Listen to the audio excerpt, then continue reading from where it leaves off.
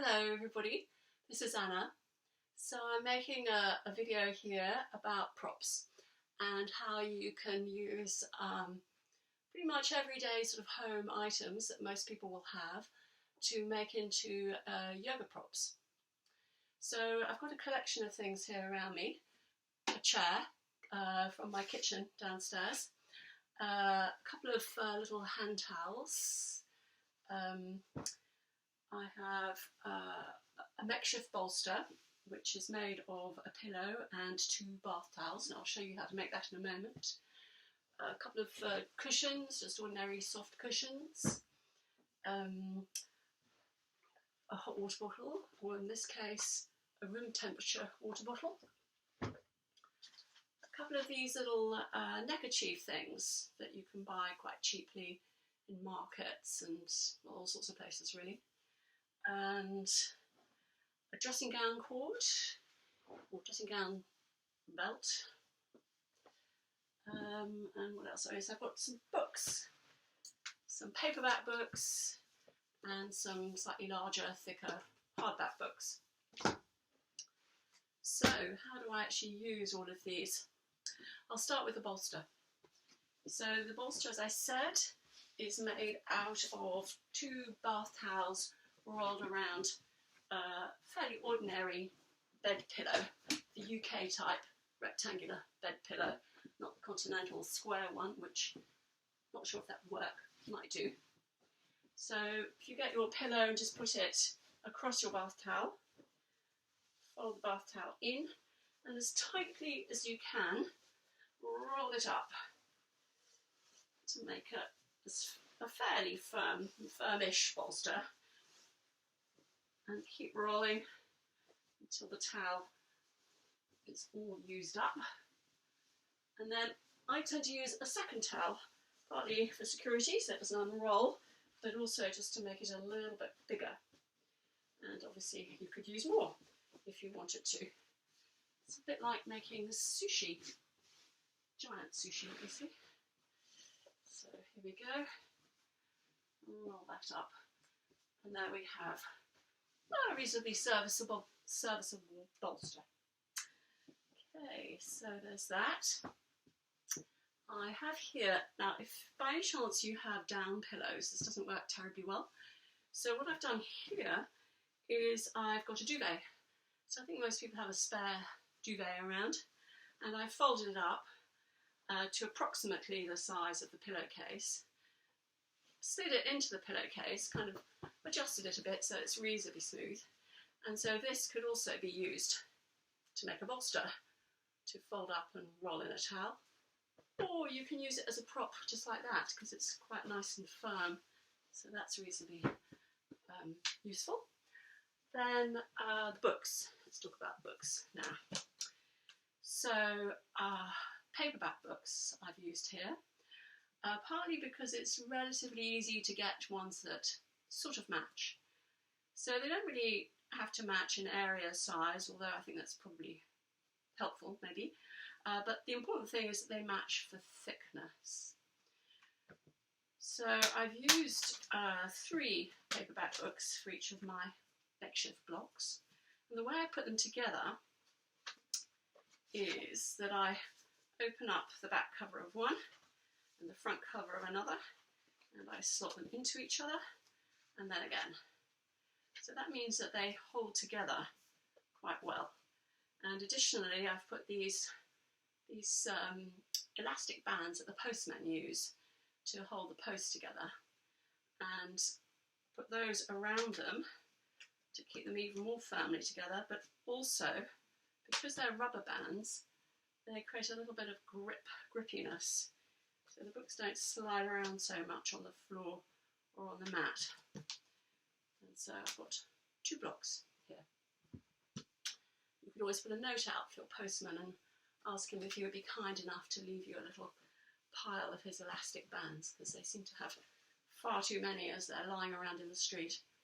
So the other books are to create the kind of slanted prop that I like to use to support the thighs in something like Baddha Konasana, and I'm sure there's plenty of other uses for that arrangement as well. Here I have some rice in 2 Ziploc bags. So I've used 2 because I don't really want it to leak at the wrong moment. And the Ziploc bags also, they're fairly good at excluding the air, and so it's nice and flexible. And then if you just fold it in half, so this is to use as a little eye bag, and one of these neckerchiefs, headkerchiefs, whatever you use them for, you wrap it up inside there, and there, voila, you have an eye cover. So I tend to feel for the zip edge and put that on my forehead. And my favourite way of doing this is to put most of the heavy stuff, the rice in this case, to one edge, to the zip edge, and I put that on my forehead, and then the empty bit over my eyes, because I don't like the weight on my eyeballs. I think most people don't. Okay, so let's get to work. So let's start with these. So the books, these are handy to use as blocks, like I said. So you could put, if you wanted to use 2 blocks to sit on, put the 2 piles on top of each other. And for example, a Virasana, in between the heels, sitting back there. So for me, that's actually an ideal height. So much that my head is going off the top of the picture, but I'm sure you don't mind. Okay, and then obviously you could just use one for people doing forward bends. If they've got wide sort of sit bones, then you use 2 side by side. So 1 sit bone on each. If you're doing, for example, forward bends, and you need something under the knees, some people can't fully straighten their knees comfortably, then you can tuck your makeshift bolster underneath the knees like this. And the other pillow bolster thing can be used to tuck into the belly as it comes forward, so you've got something to rest the chest on.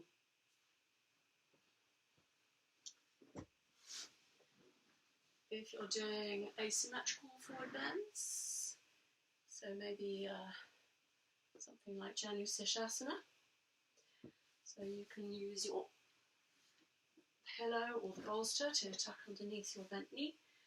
You could use the other bolster, or maybe just a rolled up hand towel underneath the straight leg knee for them to come forwards into that forward bend. And if you need more support there, but don't want to use the bolster because you're using it for something else perhaps, you can use 2 of these little hand towels, roll them up one inside the other, and you have a higher support to come forward. So that's a few ideas. I'm sure that you'll have plenty of ideas of your own, and hopefully what you will do is put lots of comments in the comments boxes to give your own suggestions. So I'm just going to, as I've got the chair here, obviously the chair can be useful to put your legs over. So let's use this pillow to pad that rather sharp edge of the chair. And this is very nice if people have got backache. And it also gives it a little bit of height. If it's too high, then instead of using the pillow, you could just use a towel over the seat of the chair. And if that is still too high even then you put something underneath their hips. So this kind of height of the thighs, more or less vertical, very nice for releasing the lower back. And in addition, let me just grab my water bottle, put the weight on the belly. I've only got 1 of these water bottles in my household, but many households have more than 1. So if you want more weight, then obviously you could use a couple, because this is not as heavy as those 5 kilo weight bags.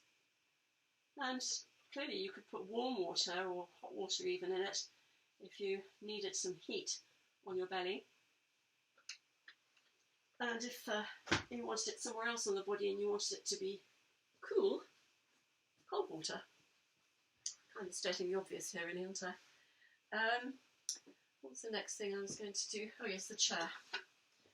So before I get rid of the chair, I'm going to show you how you could use it to create a slant.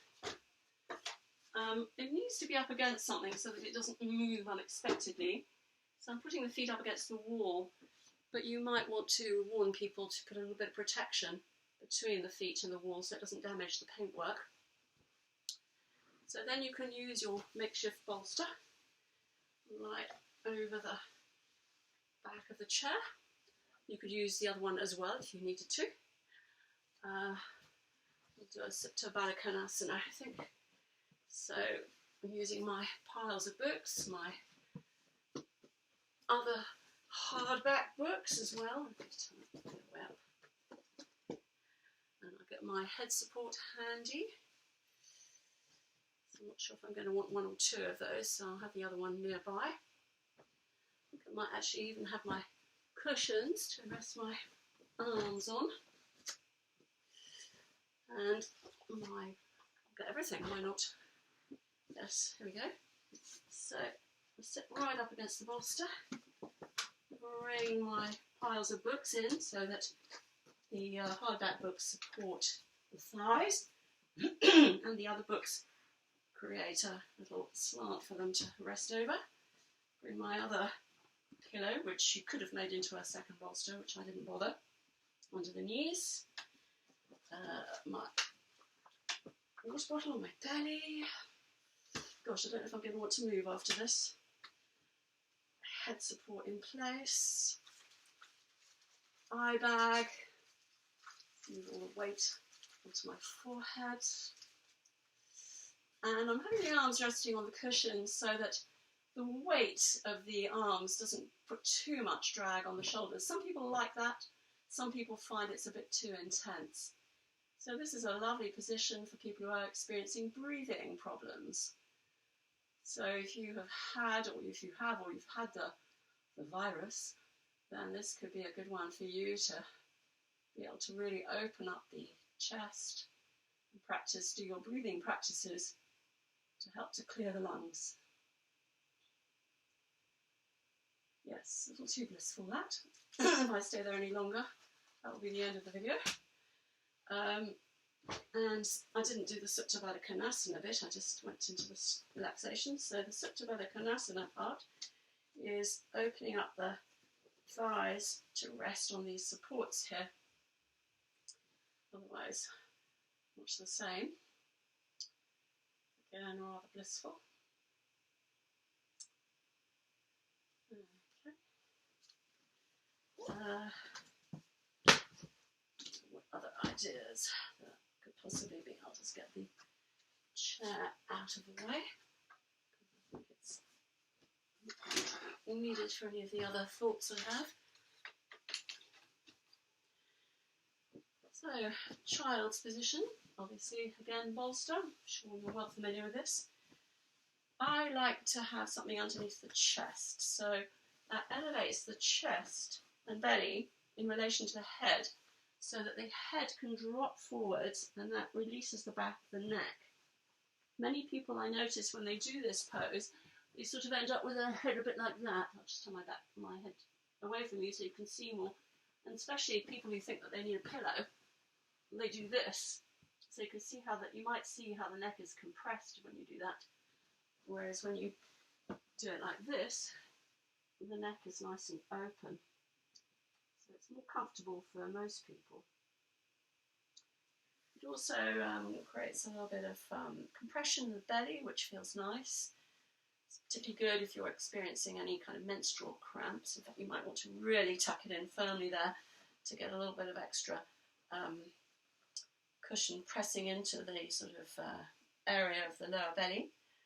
And then we can use our water bottle. And for this one, it might be good to take the nice soft toy cushion cover off. So you've got the rubberized surface of the bottle, which then has a bit of grip. So it's less likely to slide off.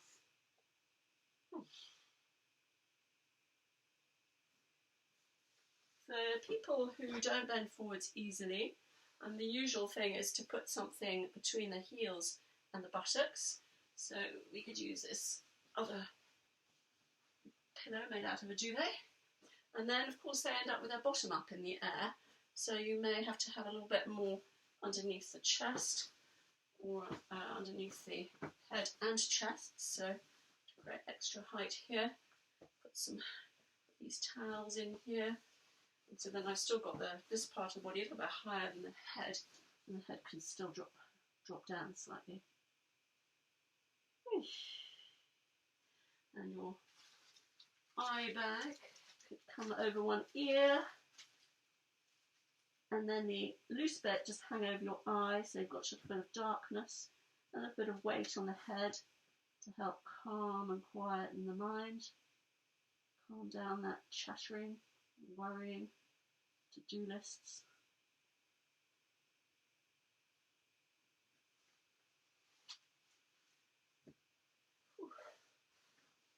Okay, I think that'll probably do. It's probably enough for this video, this first attempt. So hope that's useful. And as I said, much appreciated if you would share your ideas, if you have some ideas as well, some comments to put in the comments section. So thanks for watching, listening, and bye for now.